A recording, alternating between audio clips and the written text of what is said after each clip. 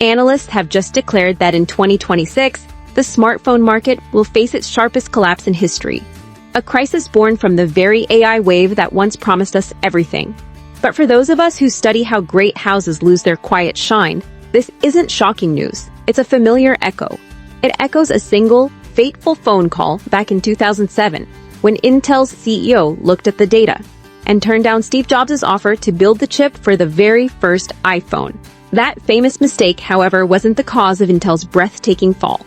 It was merely a symptom of a much deeper decay that had started years earlier. So it forces us to ask the real question: how does an empire truly begin to die? To understand how a great house dies, we must first witness its birth. And not just any birth, but a baptism by fire. Our story begins in 1968, with the founding of the House of Intel. Its patriarchs were Robert Noyce, the charming visionary, and Gordon Moore, the quiet technical genius. They were soon joined by the unforgettable Andy Grove, a man of fierce discipline and relentless drive. Together, they built a kingdom on a sliver of silicon. For a time, it seemed unshakable. By the mid-1970s, they commanded the global market for memory chips, the very lifeblood of the dawning computer age. Their market share stood at a beautiful, staggering 82.9%. They were not just a player, they were the game itself. And then a quiet tide began to turn. From across the Pacific, Japanese competitors, armed with a devotion to efficiency we were only beginning to understand, started to offer chips that were both cheaper and of exquisite quality. Intel's foundation began to erode, not in a sudden crash, but like a shoreline surrendering to a relentless sea. The numbers tell a story far more poignant than any single word like collapse. By 1984, that once dominant share of nearly 83% had washed away, leaving behind a mere 1.3%. What must it have felt like, inside those walls, to watch the work of your life become a ghost? That single number doesn't capture the slow, grinding anxiety of the months that followed. It doesn't show the failed attempts to fight back, the tense board meetings, the gnawing uncertainty that settles in when the path that brought you glory now only leads to ruin. The world had changed, and the great house of Intel was clinging to a memory. It is now 1985. Picture a corner office late in the afternoon. The California sun is casting long stripes of light through the blinds, illuminating dust motes dancing in the heavy air. Andy Grove is there, with Gordon Moore. The room is still, holding the kind of silence that feels weighted, expectant. Moore, ever the realist, sits before a stack of unread reports, his gaze lost somewhere in their damning figures. Grove stands by the window, not looking out at the valley, but inward, into the abyss. He turns to Moore and asks a question of terrifying clarity. A question that cuts through all the denial. If we got kicked out and the board brought in a new CEO, what do you think he would do? Moore looks up, the weariness of a long war in his eyes, and answers without hesitation. He would get us out of the memory business. A pause. A profound silence that held the entire weight of their company's past and the terrifying emptiness of its future. And then Grove, his voice quiet but absolute, delivered the line that would become their legend. Why shouldn't you and I walk out the door, come back and do it ourselves? This was not a business decision. It was an abdication, an act of profound character. This was the founder's mentality in its purest, most painful form. The willingness to perform surgery on your own creation, to kill the very business that had defined you, to sacrifice your own history, all for a wager on a small, overlooked side project. The microprocessor. This was the living embodiment of Grove's philosophy. Only the paranoid survive. Not as a slogan, but as a creed demanding you question everything, especially your own success, before your competitors do it for you. This one act of brutal self-honesty became Intel's defining myth. But here lies the quieter, almost tragic truth that echoes through all great dynasties.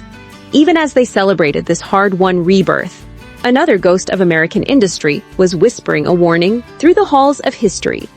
The story of the Vanderbilts, a family who once held unimaginable wealth only to watch it vanish into air. And their story, as we will see, holds the key to the quiet corrosion that would, one day, begin to afflict the House of Intel itself.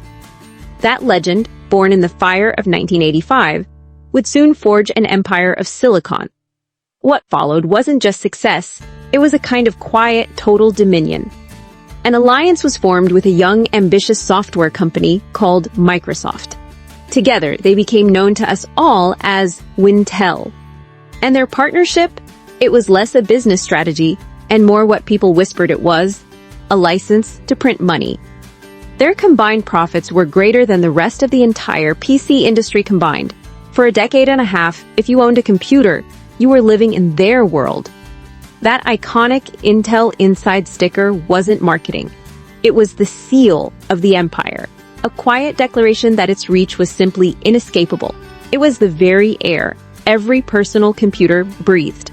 By the turn of the millennium in August of 2000, the House of Intel stood on its sun-drenched peak. Its value soared to an almost unimaginable $500 billion. It held 90% of the world's processor market. A grip so complete, it felt permanent. And it's right here, isn't it? At this magnificent summit of power, that the ghost we mentioned returns. The ghost of a different, older house. The Vanderbilts. In the 19th century, there was Cornelius the Commodore Vanderbilt, a man who started with nothing, yet built a railroad and shipping empire of steel and steam so vast, its fortune outshone the entire U.S. Treasury.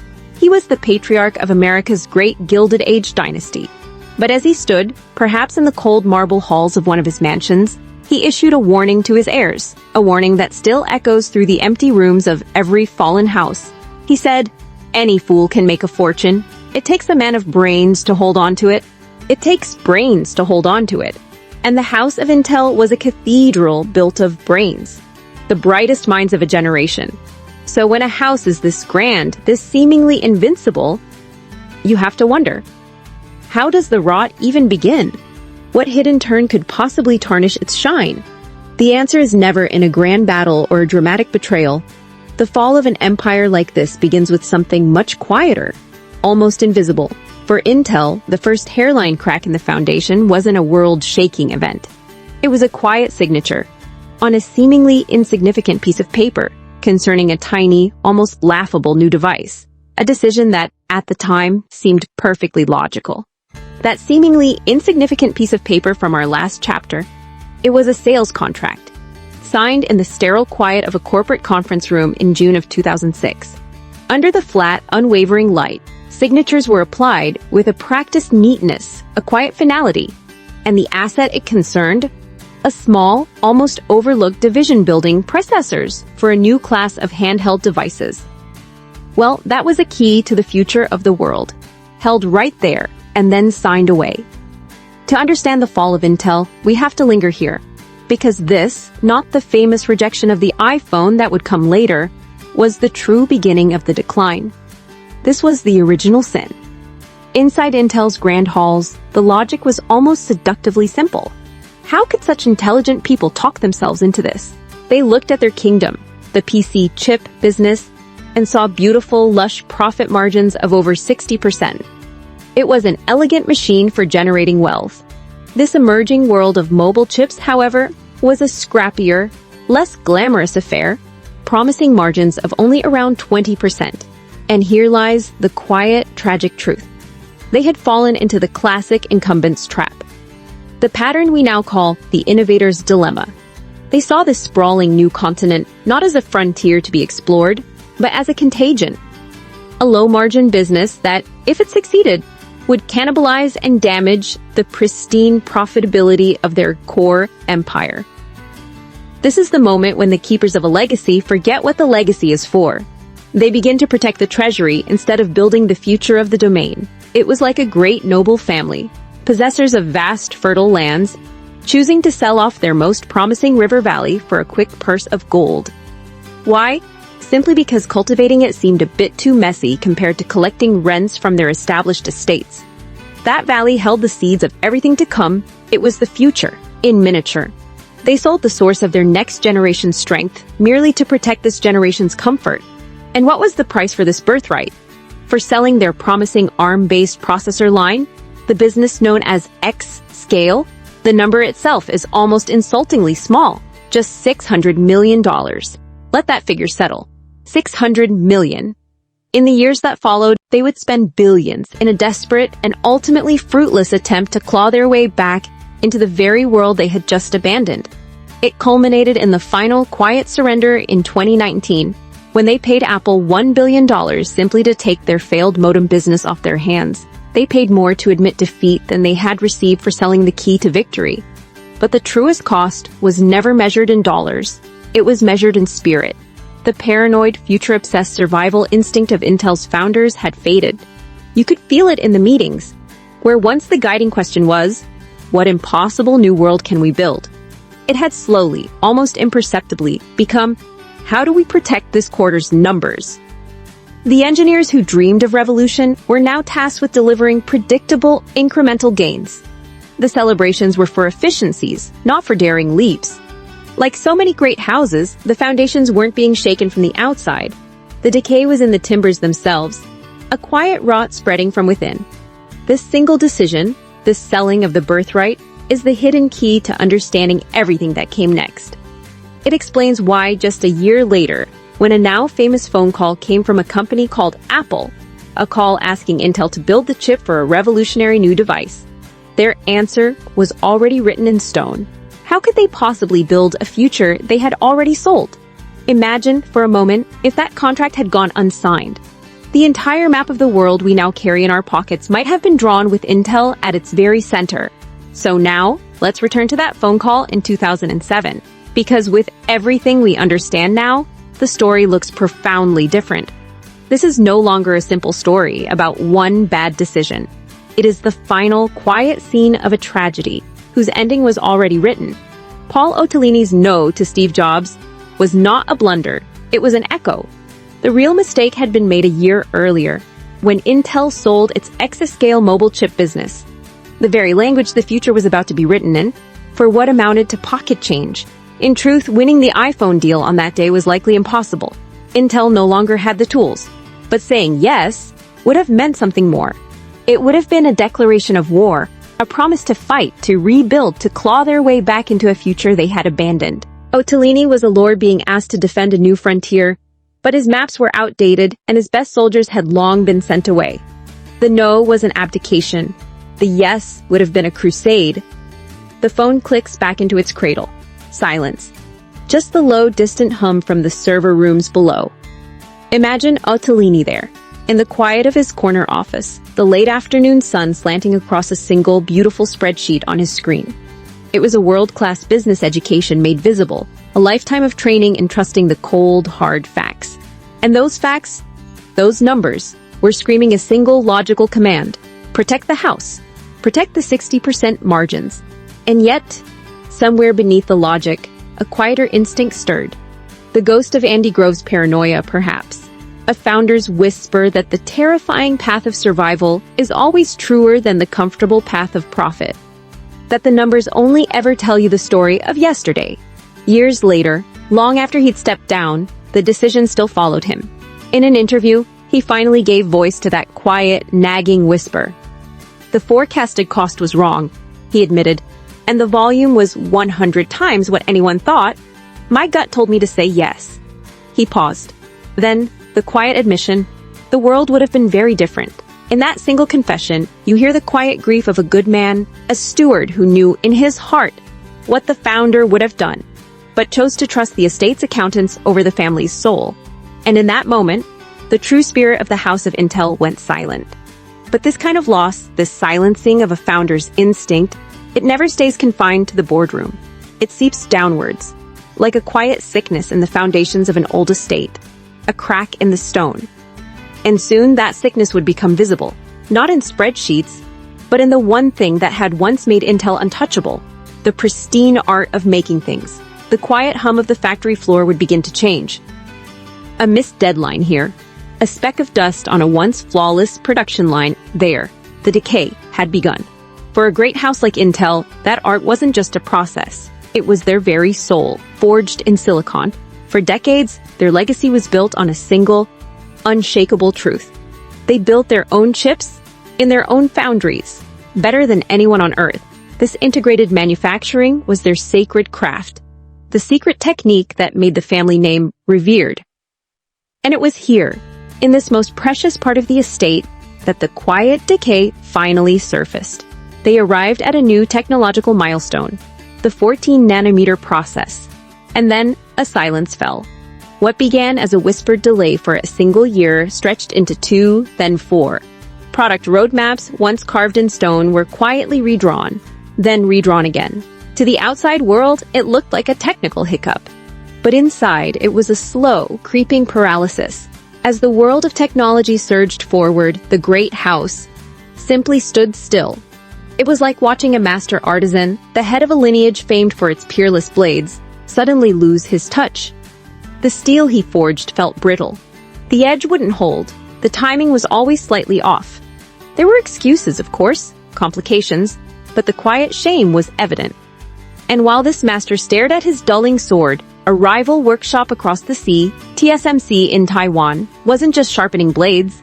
They were perfecting entirely new alloys. They raced ahead to 10 nanometers and then, impossibly, to 7 nanometers, offering a level of craftsmanship and efficiency the old master could no longer even promise. This failure of craft created an opening for a ghost to return. A rival Intel had long considered beaten, a name many had consigned to history, AMD. Years prior, they had been so thoroughly vanquished that they teetered on the brink of financial ruin. But a house with nothing left to lose is free to make a different kind of choice. AMD knew it could never rebuild a forge to rival Intel's past glory, so it didn't try. Instead, it would simply design a brilliant chip, and then pay the new master, TSMC, to forge it for them. And so, for the first time in a generation, benchmark charts that had only ever shown one name began to show a second. First, in the flickering screens of gaming enthusiasts, then in the professional workstations of creators, and then, most woundingly of all, in the cool, quiet server rooms that formed the gilded heart of Intel's commercial empire. The master smith wasn't being challenged by a better smith.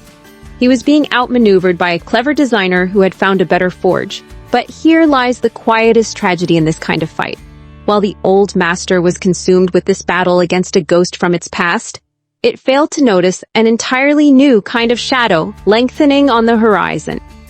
A new war was beginning, for an entirely new kind of power called AI, and the one leading that charge was a company that for years, the great house had considered little more than a court jester. That company, of course, was Nvidia. And the quiet tragedy is that for years, Intel held all the keys to the kingdom of AI, but they simply didn't know which doors to unlock. You see, the architecture of an Intel CPU is like a master watchmaker, alone in his silent workshop. Under a jeweler's loupe, he meticulously assembles a single magnificent timepiece, each gear and spring placed with singular focus. But the mathematics of AI, it doesn't need one perfect watch. It needs a vast tapestry, woven by 1,000 hands on 1,000 looms, all humming in unison. And as it turned out, another company had already built that weaving house. Nvidia's graphics cards were born to paint millions of pixels on a screen for video games. A different craft, but one that relied on the exact same principle, that hum of 1,000 threads working in parallel. So while the king Intel was in his throne room endlessly polishing the crown jewels of single-core performance, the company he dismissed as the court's entertainer was in the stables, tinkering with a strange new powder meant only for fireworks. He never imagined that the same black powder would fuel the cannons that would one day render his castle walls obsolete. Within Intel's grand research halls, tens of billions of dollars funded the brightest minds to chart a world that was already beginning to vanish. Meanwhile, the former laughingstock saw the future, and as the AI wave began to crest after 2022, Nvidia's fortunes didn't just grow, they swelled, pulling value from the old world as if by an invisible tide. Intel's ancestral lands of market dominance began to shrink, their value siphoned away, acre by acre, to the new dynasty next door, while the old house didn't even notice the locks on its vaults were rusting shut. But if the market shift was the slow erosion of a kingdom's borders, the final damning proof of the crown's blindness isn't on a stock chart. It's found in a single rejected memo from 2017. That year, a unique proposal landed before Intel's leadership. An opportunity to acquire a foundational stake, roughly 15%, in a tiny, obscure research startup. For the second time in their history, they were being offered the keys to a future empire for a pittance. A little company called OpenAI. Intel was given the chance to own a foundational piece of the company that would give the world ChatGPT. And they refused. Their reason? No clear near-term path to commercialization. Just imagine for a moment that alternate timeline. A world where Intel owned the engine behind our new reality. But they said no. This wasn't a strategic miscalculation. It was a failure of spirit. The company built by Andy Grove on ferocious, long-term paranoia, a man who once bet the entire firm on a single microprocessor, had become a house of accountants. Its vision shrunk from the decade horizon to the quarterly report. This wasn't just a missed investment. It was the heartbreaking echo of the ARM decision. It was the quiet, final proof that the gambler's soul, the very nerve that built the dynasty, had fled the palace. And this is how a fortress becomes a prison. Every $1 billion spent perfecting the defenses of the PC kingdom, every mind dedicated to shaving another nanometer off a CPU, was a resource not spent exploring the strange new continent of AI rising just over the water. The very focus that created the empire was the same focus that rendered it blind. And so, the stage was set for the final act. Its manufacturing crown was lost. Its mobile ambitions lay in ashes. And the greatest revolution since the internet itself was now happening. Without it, the fall of the House of Intel would not be a long, slow decline. It would be something far swifter, something brutal. And the story of that final humiliation, well, that is where our journey together concludes. And that final, quiet indignity began, as so many tragedies do, with a flicker of hope. In 2021, a son of the old house returned. Pat Gelsinger, a brilliant engineer from Intel's golden age under Andy Grove, was brought back as CEO. It felt like a moment from a storybook. The prodigal son, arriving at the crumbling estate to restore its former glory. He came with a breathtakingly ambitious vision, a strategy he called IDM 2.0. It was an all-or-nothing wager, to pour tens of billions into building new factories from the ground up, and to open their exclusive gates to act as a foundry for anyone, even for their fiercest rivals. But the rot in the foundations was deeper than anyone had imagined. His ambition collided with a brutal, mathematical reality. His grand plans were met not just with difficulty, but with losses measured in billions of dollars, quarter after quarter. The stock price, once a monument, fell by nearly half. Soon, the whispers of layoffs became a grim certainty. Entire floors of engineers, the very heart of the house, were cleared out seemingly overnight, a quiet packing of desks, a final muted farewell, a key card that no longer beeped green. Where had the wealth of an empire gone? The answer wasn't in blueprints for the future, but in spreadsheets from the past. For over a decade, the company had spent over $108 billion, not on its own foundations, but on buying back its own stock. It was the financial equivalent of selling off the estate's ancient oaks to pay for a season's worth of garden parties, all to keep the shareholders pleased for one more quarter. By December of 2024, the board's patience had worn thin. There was no dramatic confrontation, no operatic finale, just a quiet, clinical press release announcing that Pat Gelsinger was retiring. It was a peculiar sort of tragedy. The loyal son, sent away from the very house he had returned to save. And then came the heaviest blow, delivered not with a thunderclap, but with the quiet ping of a notification on a phone screen. It was a bland, almost sterile update from the S&P Dow Jones indices. Intel, the institution that had defined the digital age, was to be removed from the S&P 500. And the company taking its place, Nvidia, the former laughingstock, now the anointed king of the new age of AI. The king who once commanded the world was now a peasant in the land he used to rule. But the story of this fallen house is more than just corporate history. It's a quiet parable, a testament to how even the greatest legacies are not stone monuments, but gardens that must be tended daily. And it leaves us with a gentle, lingering question. What small choices are we making today that will decide if our own beautiful houses stand or silently fall to ruin? And so, the great house fell. But the quiet, haunting question is not if, but how. How does such a magnificent estate crumble not from an outside invasion, but from a decay that begins within its own walls? The story of the House of Intel in the end was never truly about silicon or nanometers. It was about the loss of a certain kind of soul. And in its downfall, we can trace a quiet, two-act tragedy, a pattern we see repeated in the fading portraits of once great families, and the silent boardrooms of fallen giants. It begins with an inner change, when the spirit of the builder gives way to the comfort of the heir. And it ends with an outer choice, to stop building the estate and start selling its stones. The first act of this decay is the loss of what we might call the founder's beautiful paranoia. That unceasing vigilance that sees danger in every comfort. It is the spirit that builds the house. We've seen this before, of course, in the old stories of the third-generation curse that undid dynasties like the Vanderbilts, where the fortune vanished with the generation that never had to earn it. For Intel, the shift was subtle, but fatal. Imagine the raw, truth-seeking energy of Andy Grove's famously confrontational meetings, where the most brutal realities were the guests of honor. Now, picture a later era. A hushed boardroom where risk was a dreaded visitor, and polite consensus papered over the growing cracks in the foundation. In that quiet deference, a vital fire went out. The productive, beautiful friction that sharpens an empire was traded for the ease of agreement. The paranoia that built the house was replaced by a preference for comfort. And once that builder's spirit fades, the second act inevitably follows, the seductive choice to mortgage the future for the splendor of the present. Rather than reinvesting in the very foundations of its kingdom, its absolute manufacturing leadership, the House of Intel spent over $108 billion on stock buybacks. Think of it not as a financial strategy, but as a cultural declaration. A choice to polish the family silver rather than lay the foundations for a new wing, with every billion spent to please the market today. A blueprint for a next-generation factory gathered dust. This self-imposed austerity starved its ability to build, just as its rival, TSMC, was pouring concrete for the very foundries that would steal its crown. It was a slow, quiet surrender of sovereignty for a fleeting shine on a quarterly report. So this is the pattern, this two-step path to ruin that we see in families and firms alike. First, the vigilance of the founder is lost to the comfort of the heir. Then, the courage to build is traded for the temptation to extract. It's a quiet corrosion that can happen to any of us, in any legacy we steward.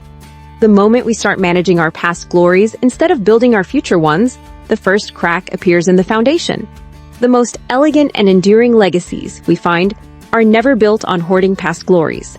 They are built on the quiet courage to constantly adapt, to always choose what one might call the longer, more beautiful path. This leaves us with a question then for our own lives. As we are all stewards of a legacy, big or small, what is the arm business you might be tempted to sell for short-term comfort? And what is the longer, more beautiful path that demands your courage to choose?